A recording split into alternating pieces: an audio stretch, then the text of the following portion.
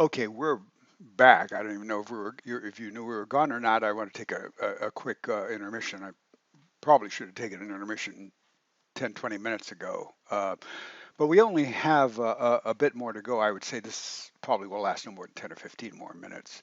But we're talking about personality assessment, and I left off talking about personality questions and types of personality questionnaires and modes of assessment. Face to face, we sort of decided, maybe not such a good idea, uh, but they are done and done in areas where validity and reliability are not so important as perhaps uh, uh, persuading somebody to vote for somewhere where or buy something. Uh, but the key issue here is, does the test measure have validity and reliability? And that's where we go from here, and leaving. And so we're going to leave off the projective tests, but we still talk about them in a little bit of detail, and talk about some of the primary objective tests. And one of the most substantial, primary and important and most researched personality assessments in the world is called the MMPI, the Minnesota Multiphasic Personality Inventory 2. It is the most widely used objective personality questionnaire, although there are others that are also quite valid and widely used. But the MMPI, the thing about the MMPI is that one needs to be able to read it oneself. I mean, the evaluator needs to be able to read it, uh, and then know what it says. So it measures 10 major aspects of personality. These are called clinical scales. The profiler that shows these 10 aspects of personality is recorded for a particular personality, and the validity scales are scales that reveal to the extent to which a person is faking it or trying to look good or being defensive, stuff like that. So those are called the validity scales. They are the L, K, and F scales. And then the clinical or subclinical scales are 1 through 0 or 1 through 10, and they have different initials that meant something back in the 40s when this measure was first developed. They have some meaning, but a lot of that meaning has evaporated or at least diffused into another area. Here's an MMPI profile. You can see here between 60 and 70. So the mean, we call it a T scale. The mean for the entire profile is 50. And we say that anybody is clinically significant. That is, it justifies more clinical attention if anybody has a a scale above 65 on any of these other scales. If anyone has a score above 65 on any of these other scales. So this person over here on the validity scales, they're quite high as well. Uh, and then when we can look here, we can see on the clinical scales, there's 1, 2, 3. That one is particularly high. By the way, PD used to scale 4 used to stand for psychopathic deviant. And that's the highest on here at 105. Right. I mean, you have to be 1.5 standard deviations above the mean to just even be looked at on here. This person has 105 on scale 4, and then drops to subclinical on the MS scale, male-female scale, but then that's fine, and we'll talk about that later. Then again, scales above 65 that are in the very significant clinical range, 1, 2, 3, and 4. Interesting. So what do these subscales mean? Scale 1, HS, stands for hypochondriasis. This is an exaggerated concern about physical symptoms. 2 is D, which is sort of a dysphoria, just a lower level depressiveness, hopelessness, sort of a pessimism. Scale 3, hysteria, HY, tendency to express conflicts somatically. Scale 4, as I mentioned, a psychopathic, deviant, antisocial personalities, poor impulse control. Scale 5, masculinity, femininity scale, MF scale. That's the one I said we'd talk about it later. Lack of stereotypic masculine or feminine behaviors and interests. Although when the scale 5 was initially, or when the MMPI was initially constructed back into the late 40s, mid to late 40s, homosexuality was considered a serious mental disorder and illegal. And so the MF scale was meant to identify and diagnose what they considered to be then a disorder.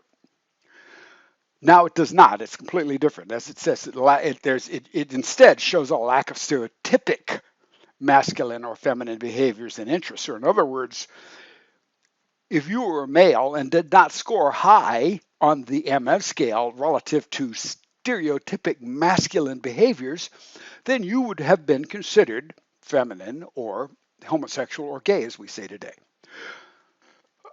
Scale 6, paranoia. PA, suspiciousness, hostility. Scale 7, psychothenia, irrational fears, and obsessive compulsive type of anxiety behavior.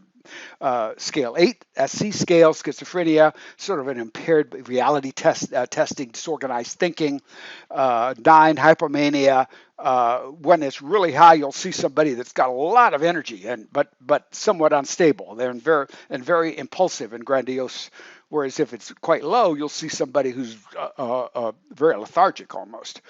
Scale 0 is intro, or scale 10, social introversion, timidity, aloofness, discomfort in social situations. Again, these are scales, so it goes from, as you saw, from basically some level below 50, which is the mean, to well above 50. So some of the other, we've talked about these already, but those are the names: hypochondriasis, the D scale, depression, hysteria, psychopathic, deviant, shallowness in relationships, and a disregard for social and moral standards. The masculinity femininity scale, one's degree of traditional masculine aggressiveness or feminine sensitivity. Now it measures more of in whether one is female or male. It really tends to measure one's level of culture, one's level of maybe even of education. But it's definitely not one of any kind of sexual orientation or gender anymore. Paranoia, PA scale, suspiciousness, psychasthenia is really more of the obsessive compulsive type of scale, and neurosis. Really, if you see somebody with a high 7 scale, they're probably going to present with what we call a lot of neurotic traits. You'd probably see that as well on the 5PF.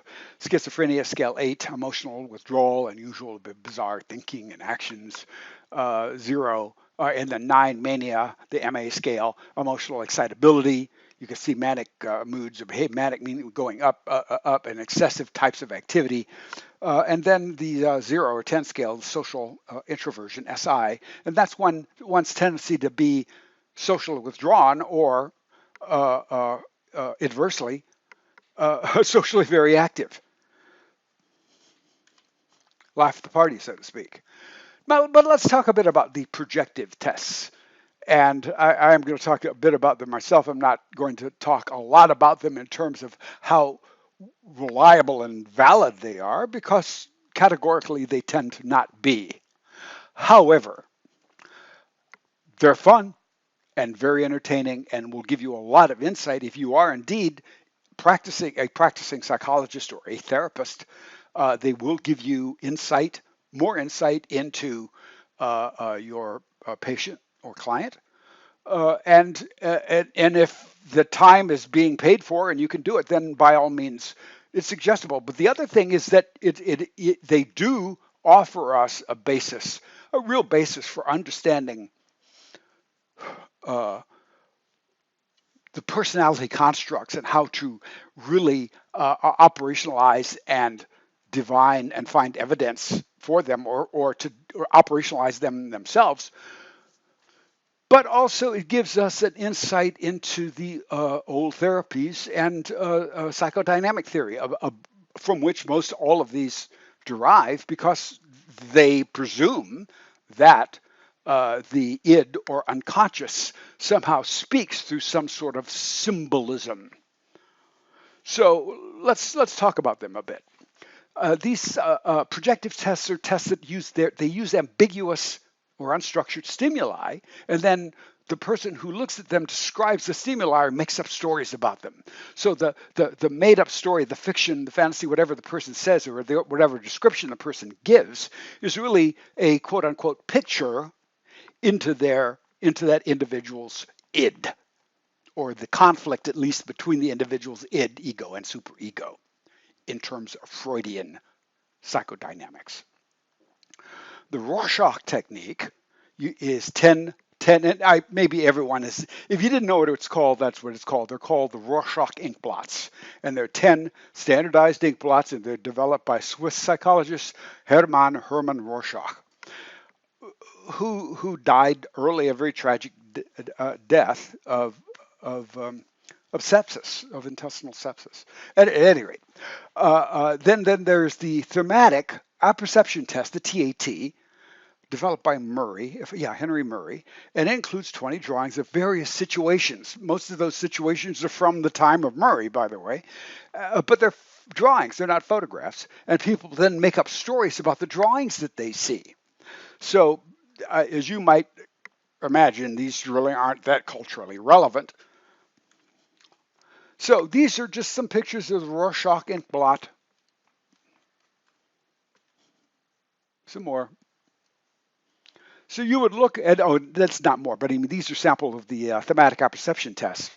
And when the patient or client or individual being assessed would look at each picture and then give the assessor, the psychologist, a story as to what the individual sees or what happens in the picture. Whereas now in the Rorschachs, one looks at each one individually, and you're not shown now 4 or 5 at a time. You're shown one individually, and then you can take it even and look at it upside down or sideways if you want, and then talk about any and all of the, not only the whole gross image, but anything that you see inside or part of or whatever. You are invited to let your imagination go wild on any of the inkblot tests, as well as the thematic apperception tests on any given picture.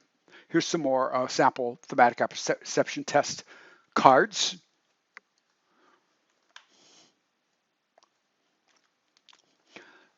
I want to talk about one other issue, and these are treatable, very treatable, even self-treatable constructs or traits, secondary traits, that many of us share in personality, but they give us a hard time, especially when it comes to development and when it comes to one's social interactions. So let's talk about those in a couple of slides, starting with one as a child, and shyness. So shyness is a tendency to avoid others and feeling uneasiness and strain of socializing.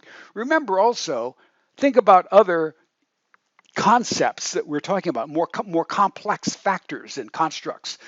So what shyness might be also is social anxiety, or even performance anxiety. Or maybe if one is shy, one has the idea that one isn't aware of, but maybe it keeps popping up somewhere, that I have to perform and I'm going to be evaluated. And if I'm not evaluated well, then I'm going to be ridiculed. And then if I'm ridiculed, then I will think even less of myself than I already think of, and so on and so forth.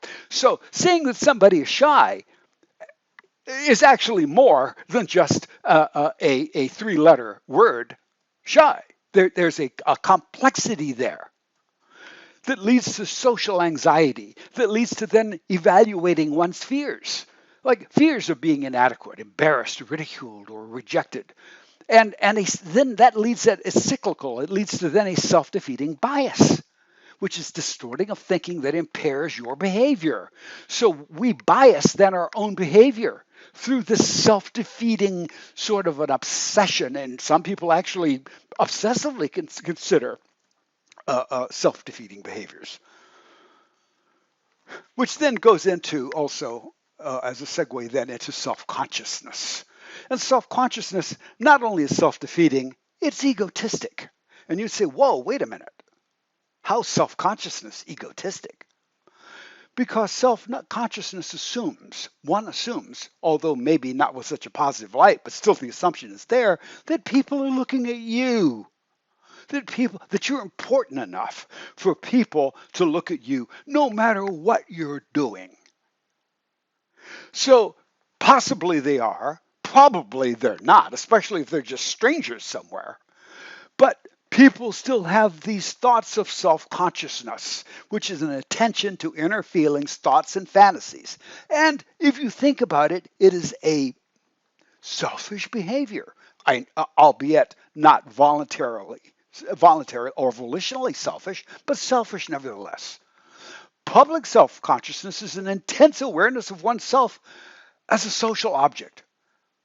Well, as in fact, if you do an experiment, and there's other experiments, you can look it up on the internet, or I suggested you go to a bona fide data source like PsycInfo or PsycArticles or ProQuest.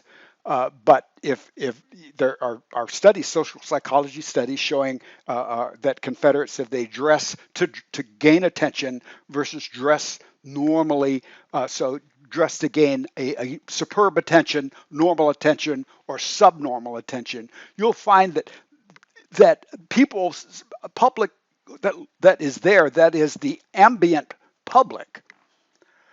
Some look, some don't.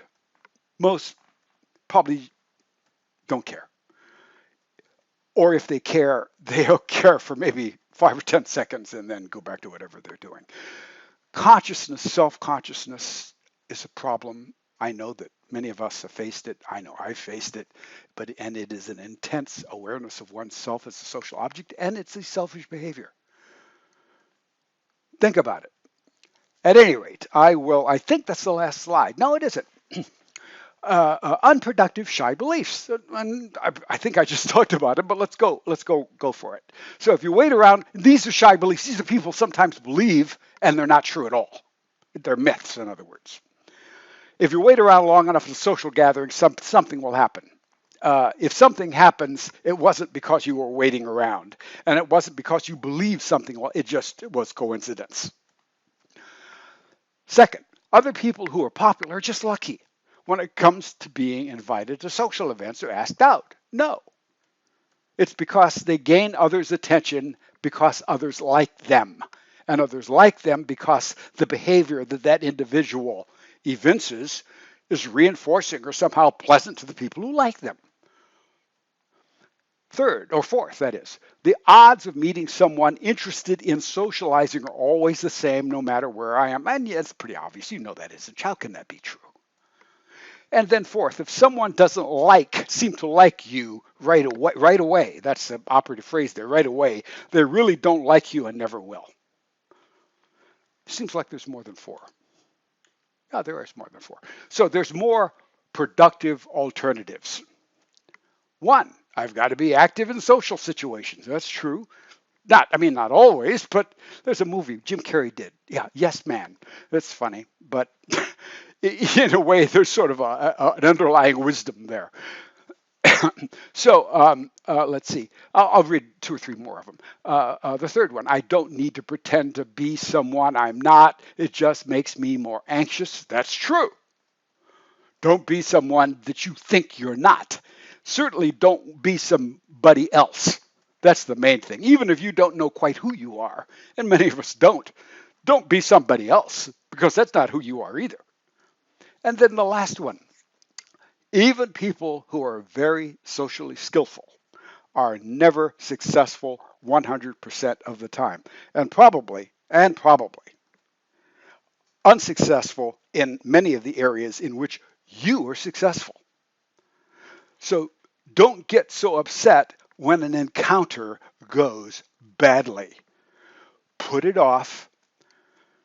When you fall off a horse, get back on the horse and ride some more. Don't get so upset. And that was the end. So uh, that was fun. I do rather enjoy talking about personality and personality development and personality assessment. I will talk to you some more. And next time, I think we're going to talk about disorders, psychological disorders. So I will see you when I see you.